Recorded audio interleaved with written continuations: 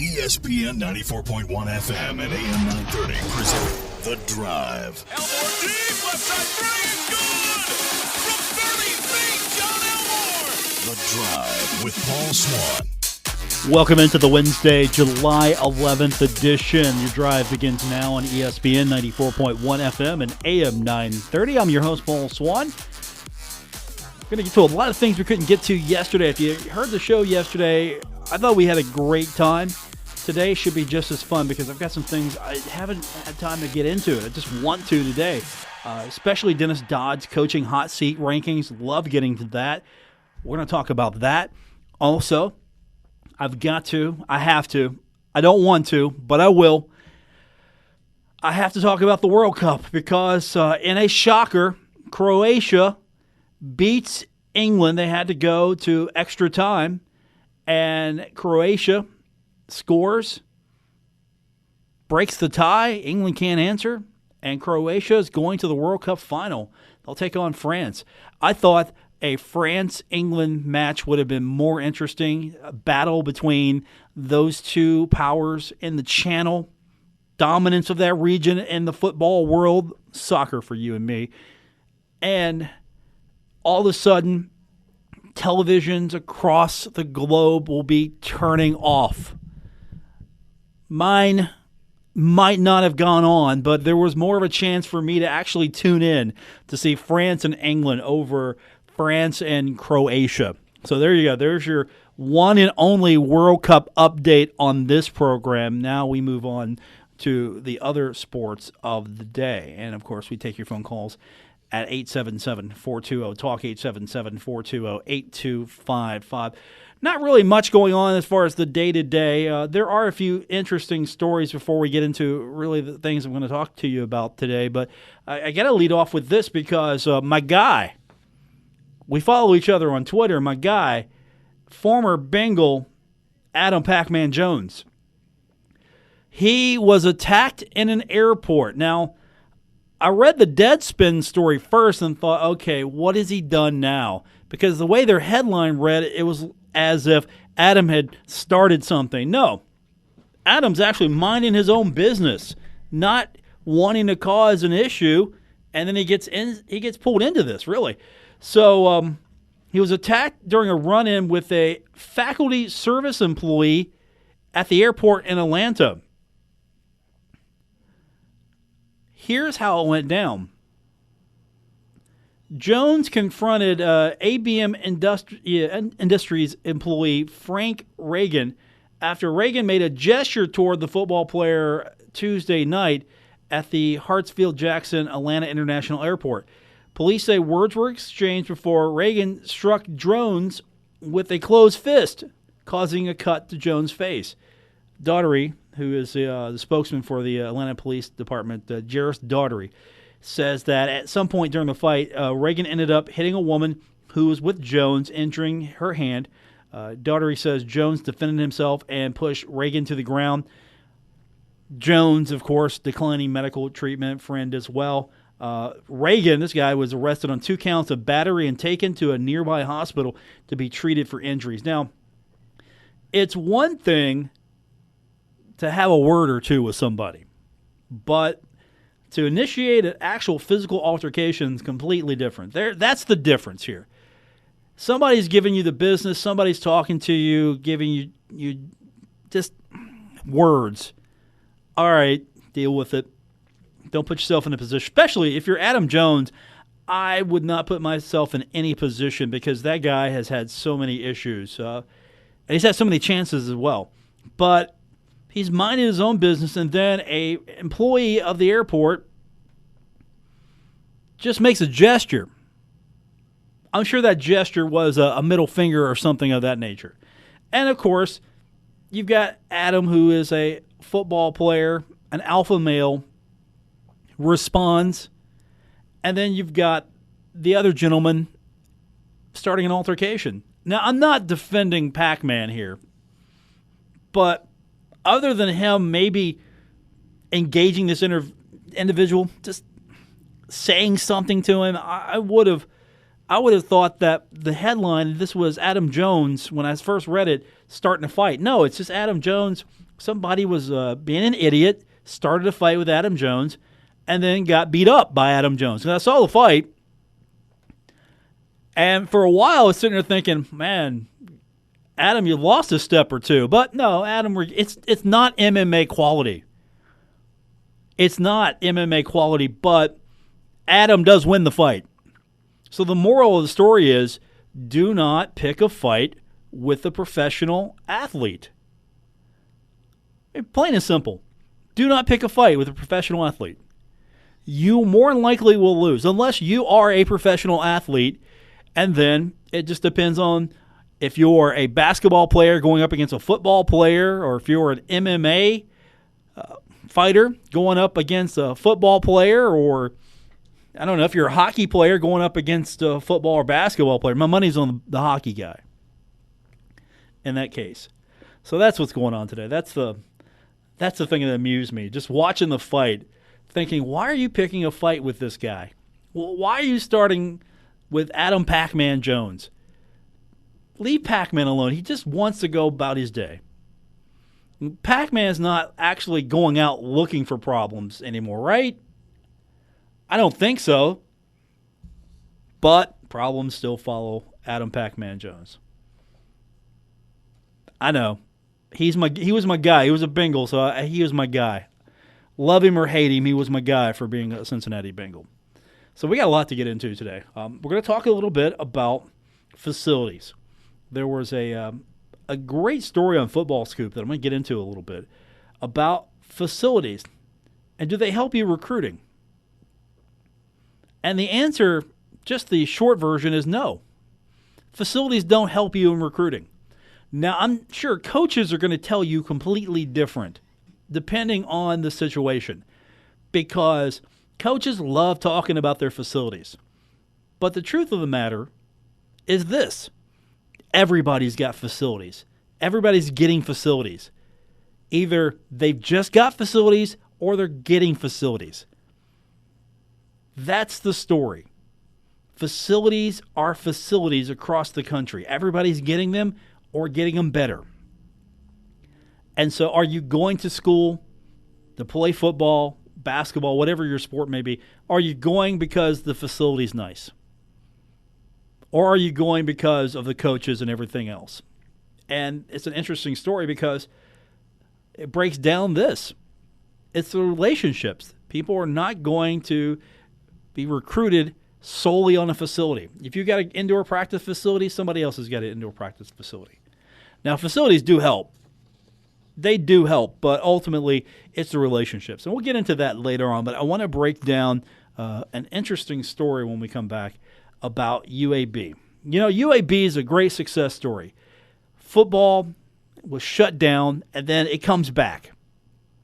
And it feels like it's better than ever. They're getting some facility upgrades. Football seems to be on an upward trajectory. Good things are happening for UAB, but the stuff costs money, and unfortunately, you got to cut people's jobs sometimes to be able to afford the stuff you have and run the program as it is. And we'll talk about that when we continue. You're listening to The Drive on ESPN 94.1 FM and AM 930. You're listening to The Drive with Paul Swann on ESPN 94.1 FM and AM 930. Don't forget, if you ever miss any part of the program, you can go back and catch it. We're all over the place. Apple Podcasts, Stitcher Radio, TuneIn. You can go to our website and play it from there at WRVC.com. We're on Anchor as well.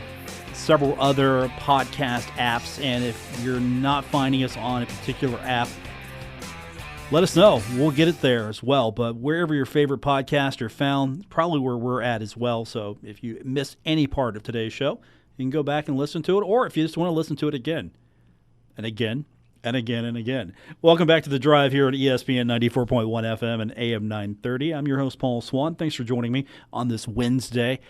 So I'm a fan of UAB. I like how that program has battled back. Nice people, got the shaft when it came to their football program. They've been getting the shaft for many years. So, in some ways, I can relate to what's happening with them compared to what's been happening with Marshall over the years. Maybe not the favored program, maybe looked down upon, or just honestly, some people think it shouldn't even exist. Well, they've battled hard, fought, and they've got football back. Now, football is back. Revenues are coming in, right? Lots of fundraising to make this happen. And unfortunately, still not enough to run several key positions in the athletic department. So they had to cut or eliminate 12 positions right before the start of their new fiscal year in July. And they're saving about $400,000. And one guy in particular, I'm reading the story from AL.com, one guy was a new hire. Zach Schreiber. He was a sports information director at Samford University. He's been there for 14 years. And he got offered a position by UAB to be their new SID for men's basketball. Okay, UAB basketball, pretty good job. It's an upgrade from Samford, I'm sure. More money. Yeah, that's a great job. Why wouldn't you jump on that? If you're an SID and you get offered a good position like that, it's an upgrade from where you're at, yeah, you're probably going to take that unless you're just happy with where you're at. So he takes the job. He's thinking of his family as well because he's got 2 kids, and this is an upgrade for him in his career. He can take care of his family better. Make that jump. But here's where it gets really sad. Honestly, it's kind of a gut punch. So he gets a phone call. So June 15th, almost before offices close across the country, and he's supposed to start his new job a couple of days later. So it's Friday, it's June 15th, 2 days before he gets to start at UAB, and he gets a phone call from UAB's Human Resources Department. And they just drop the news on him. Sorry, your position's no longer available. The position is not there anymore. Sorry. And they called him at 4:29 p.m. on a Friday. So what's he to do? Well, he could call Samford, right? Say, hey, look, I'd like to stay. No, he couldn't have done that because Samford, they shut down their offices at 4:30. So they're not there in their human resources department. And he could have probably saved his job at Samford. Said, hey, look, I'm not quitting. Can we stay? And I'm sure they would have said, sure. He'd been there for a long time. Obviously, it was a good relationship. So here's a guy, first time in 23 years, doesn't have a job. That is a bad move right there. I mean, you got a new guy coming in. New guy. And right before he starts his new job and he's leaving his old job, you give him the phone call, hey, sorry, the position's no longer available. I mean, that's a bad move. That's a bad look on UAB. So this guy doesn't have a job now. And so 11 other people had to lose their job as well. And UAB Director of Athletics, Mark Ingram, had to do it before July 2nd. They lost their softball coach, Maria Townsend.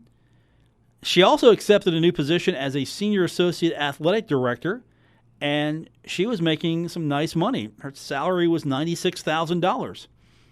And she's out of a job now. According to the media reports, she was really popular, part of the UAB family. And Ingram said in the report on AL.com that I don't take this lightly, and I certainly don't make decisions like this on a whim. These are things that take a lot of thought and energy.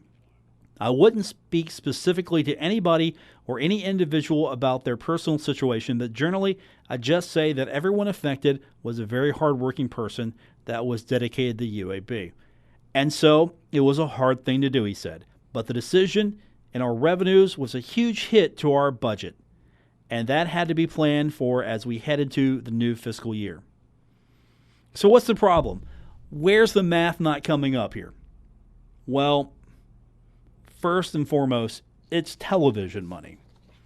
Athletic departments are becoming more and more dependent on the revenues coming in from their conferences.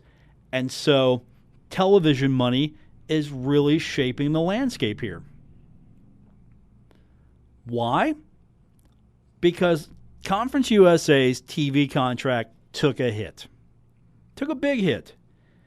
And so they're not getting the money they thought they were. When they restarted this thing, the television contract was at a different rate, and I don't think they did their math. I think really a little bit of this is on them for just not realizing here's the cost of doing business and here's what you're getting. So I think there was a problem on their end. Of course, they're making their course corrections. I can't speak for their athletic department. But they're getting a lot of fundraising. And what's the problem here? Well, fundraising is dedicated at times to capital projects. And they're generating revenue throughout the season. That's why you see Marshall hitting home, hey, we got season tickets. Buy season tickets. Get season tickets. We've got mini packs. You can't buy season tickets. Well, we've got a mini pack for you. Because this is revenue coming in, and hitting the books. And I know a lot of you get angry sometimes at some of the decisions that are made in football. And so you decide to take it out on football. I'm not coming until they do this. And I know a lot of you are still upset with the reseeding structure and how you had to be moved, or you just didn't like the way they went about it. Okay, I understand your criticisms. But season ticket revenue is very key because there are other positions involved here, not just football. So I just want you to realize here's the reality of the situation. Revenue doesn't necessarily direct itself at the football program if it's not coming in, because you're not going to make those many cuts, right? Do you see football getting cut here? Probably not. But football season tickets are important. But the other problem here is, again, UAB was figuring that there would be some different revenue structure coming in from television. And the money that they had to cut is going to make up for the losses in their television payouts. Because now they've got to weather a storm here because they're building a new facility. They've got a new facility that's going to be completed in time for the 2020-2021 season. And so they're really trimming right now, getting ready for some tough times. And that's the story they're taking.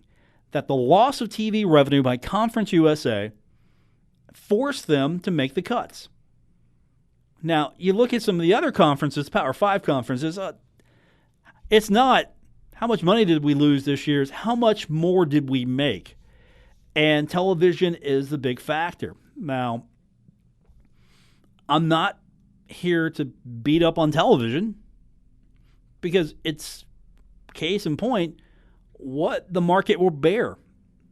If you've got a product and the market will pay this amount of money and you can get that amount of money, more power to you. This isn't something that I think you can fix.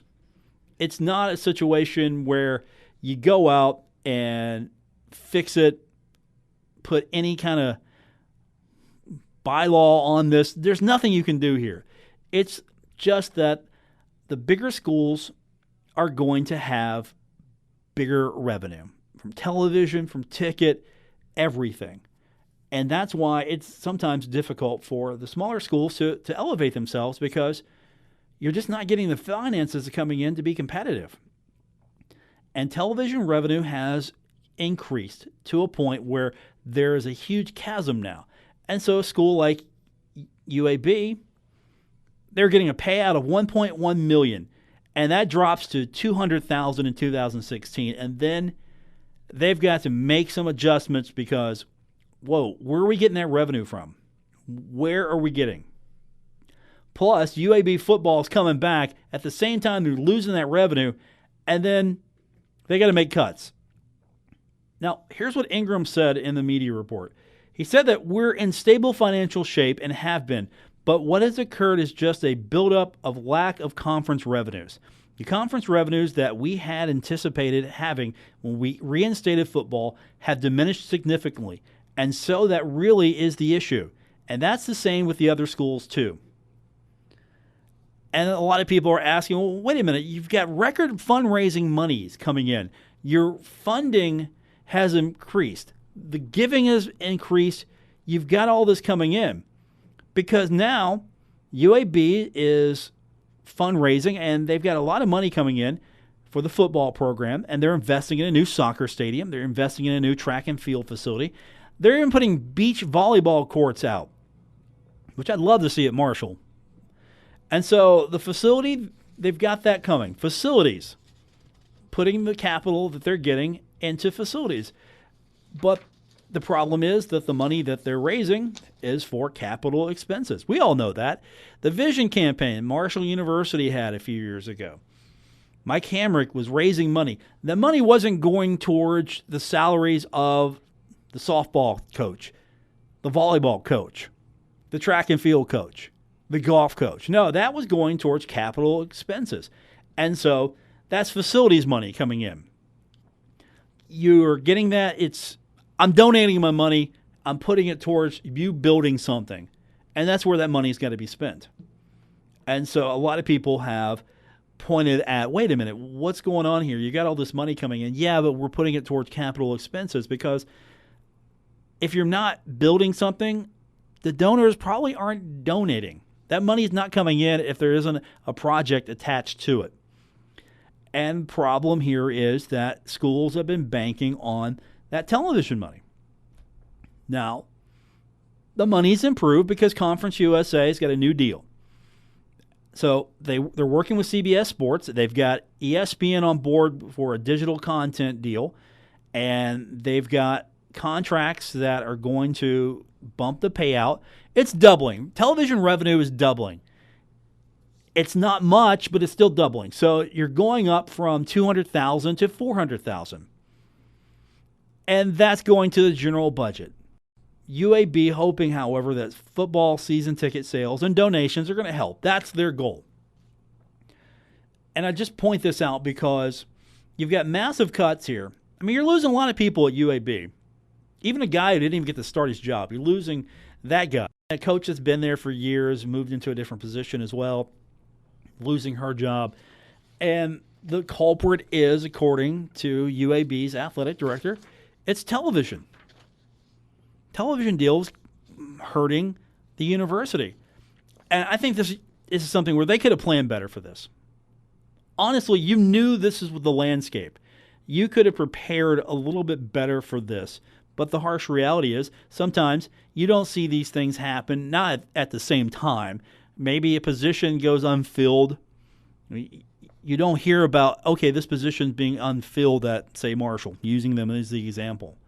So that's an interesting dynamic going on right now, just to outline the differences between schools with major television contracts and schools without major television contracts, and just the importance of, okay, you're a big fan and you're not happy with things, so what do?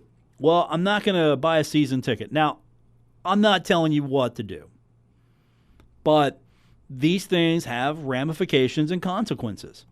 And so if you're ever trying to get a message across, what's one way to do it? I've always told you, it's seats if you're in the stands. But the flip side of this is, do you think that somebody from the football staff is necessarily going to get hit? Instead, they're going to cut elsewhere. Not just at Marshall, any university. They're going to go across the board, top to bottom, look at their organization and see where can we save money. Because at the end of the day, football 1, basketball 2, everybody else as far as the funding is concerned in a general sense. In a general sense, that is how it's run. football 1, basketball 2. Some schools, it's reverse, but for the most part, it's football, basketball, everybody else. So thankfully, we don't hear about those kind of budget issues with Marshall. I mean, that's one thing I can say with a lot of confidence is you don't hear about budget problems like that. I think they have got a good handle on what their budget is, what they've got to achieve. I don't think that they're overspending. I don't hear of anything like that. There's not much overspending going on. And you've got to, unfortunately, sometimes be a little prudent. You've got to be a penny pincher now and then. And yes, you'd like to have all the nice things that other schools have for your program. But at the end of the day, Marshall's in a situation where the TV revenue is not going to help much, not going to be able to really elevate your program based on the revenue coming in from television. 877-420-TALK, 877-420-8255. More of The Drive coming up here on ESPN 94.1 FM and AM 930.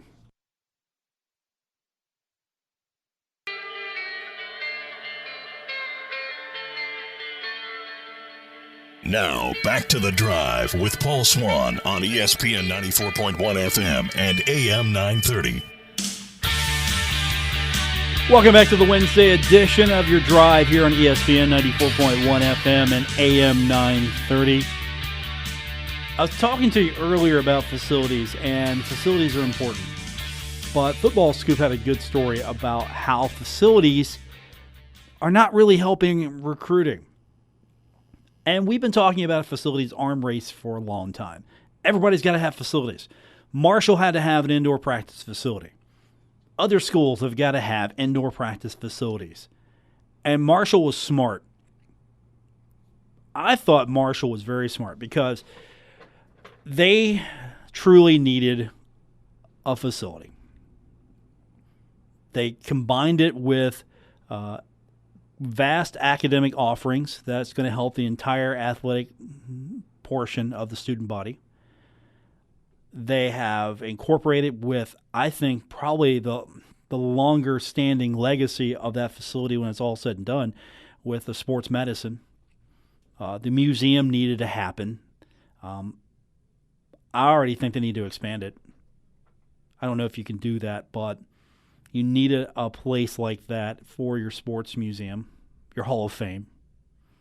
And facilities can be a plus. But at the end of the day, Football Scoop went out and they found out that the numbers aren't indicating that it's helping you in recruiting. This isn't really giving you much of an advantage here. Facilities aren't making that much of a difference. And I know I've heard Doc Holliday talk about, kids come in, they buy with their eyes. Yeah, I get that completely. But they've got a great facility. What if a kid was looking at Kentucky and Marshall? You go to Kentucky, they got a great facility. Okay, so facilities are what they are, pretty much the same, right? What's going to be the difference? But in the Football Scoop story, the quote here is, from a recruiting standpoint, it is an instant position of strength. It puts us in a terrific position because the commitment level for athletics is there. It's going to be there. That is an advantage. The great thing is our people understand what is needed. We have very intelligent leadership that understands this climate so well. And that's from Kansas's David Beatty talking about his recruiting. And this is from Clemson's recruiting coordinator, Brandon Streeter.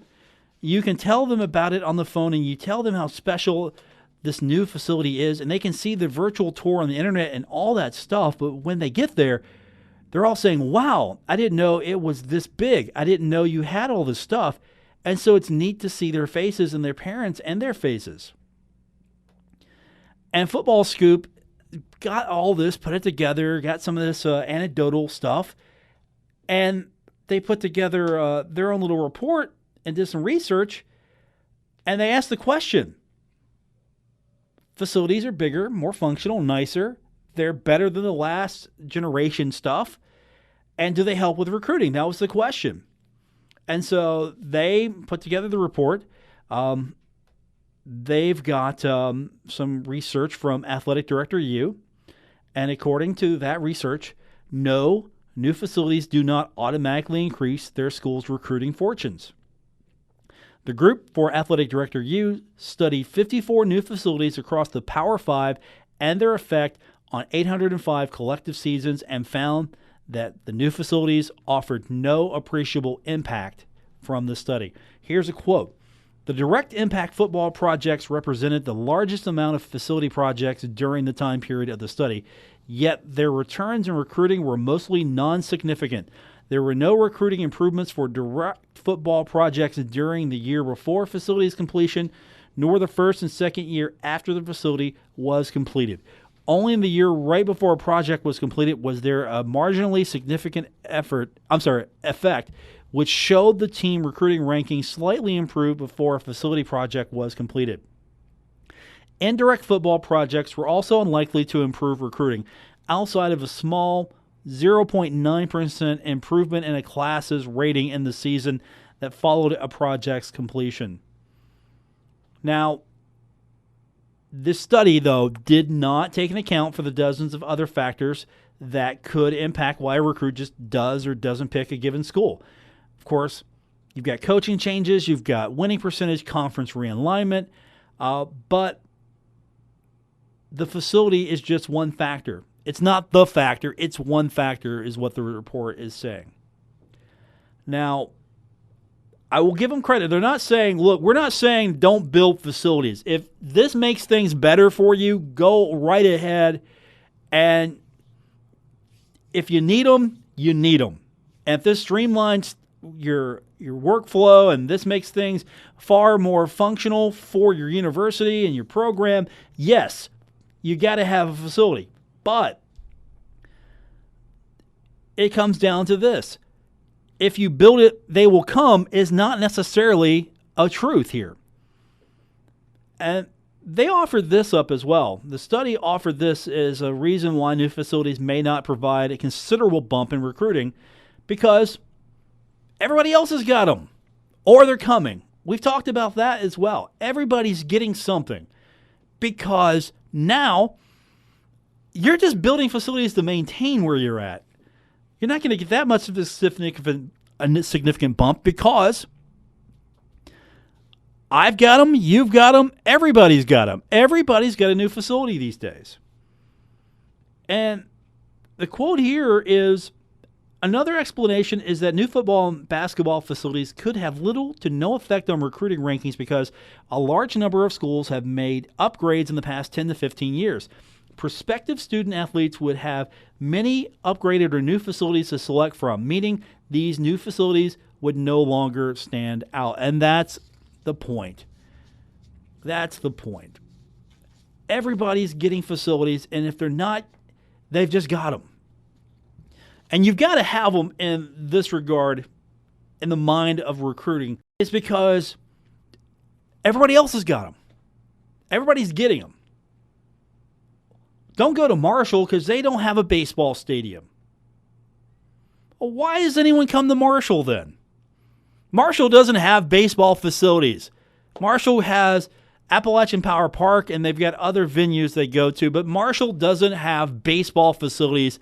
And why does anybody step on the field wearing a Marshall baseball uniform? It's because there were some relationships formed. There were kids that wanted to be coached by Coach Wagner. Yes, a baseball facility is needed. And yes, I think that would improve. But I think that's more of a functional standpoint from anything. That's more of a, let's give these kids an opportunity to be competitive. That's what that's about. Soccer. How much has the soccer facility helped Marshall? Now, again, I'm not saying that shouldn't have happened. I'm saying how much is that going to be a factor now? It maybe opened up some doors. How much of that has helped in recruiting? And that's an interesting question. I want to ask that question after reading this report. And I know we're talking football more, but how much has that enhanced recruiting? I think that's more of a function of we're giving you a good opportunity. You come to Marshall to play soccer, our facilities are going to be on par.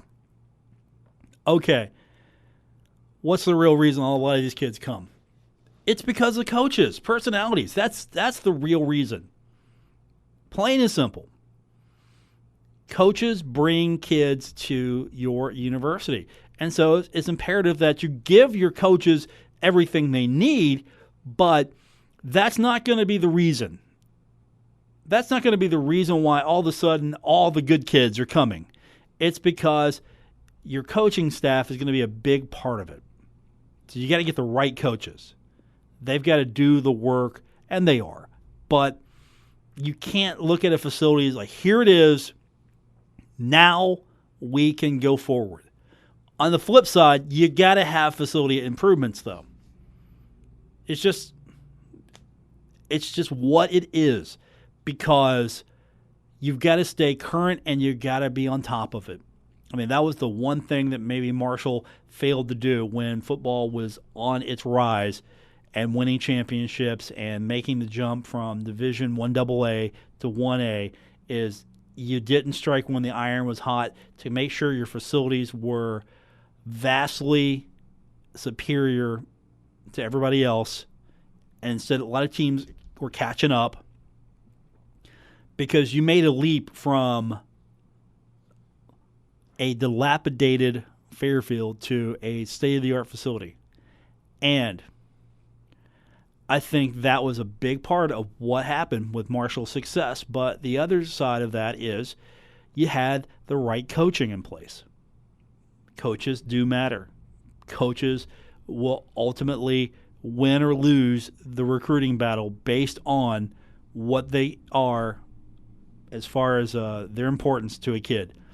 You think Lane Kiffin is touting the FAU's facilities are the reason why kids are coming? No. Kids are going to play for Lane Kiffin at FAU because it's Lane Kiffin. Now, they're going to strike while the iron's hot, but kids are hanging out with Lane because they want to be coached by Lane. We'll wrap it up when we continue. It's The Drive, ESPN 94.1 FM and AM 930. Don't worry. Paul Swann has the wheel on The Drive, ESPN 94.1 FM and AM 930. Today was fun. Hope we get a chance to do it again tomorrow with you. Tomorrow, David Kahn from the West Virginia Power is going to be on the program, so we're going to talk to him, get an update. I didn't have a chance to get him on last week, so we'll catch up with him. So it's been a couple weeks since we've talked to him, and of course, we're getting that much closer to everything starting back up, football. They're paving the parking lot over at the stadium. That was news today, I saw. So that's beginning. That means they're getting closer and closer to getting the stadium ready for you. Tailgating, of course, will be starting soon. And I don't have all the details yet, but we're going to be back on the lot, I believe, with our concert series. So that was fun last year. So we're going to do that again, and that's just another reason to get to the lot early, tailgate, hang out with us. We'll have music a couple hours out before the game, really turning Marshall football into a fun afternoon or evening time before the game. And that's going to do it for this edition of the show. I want to thank our producer, Gabriel Sellerts. As always, I'm your host, Paul Swann. Back tomorrow where we will do it all over again. So until then, enjoy your night, everyone. Good night.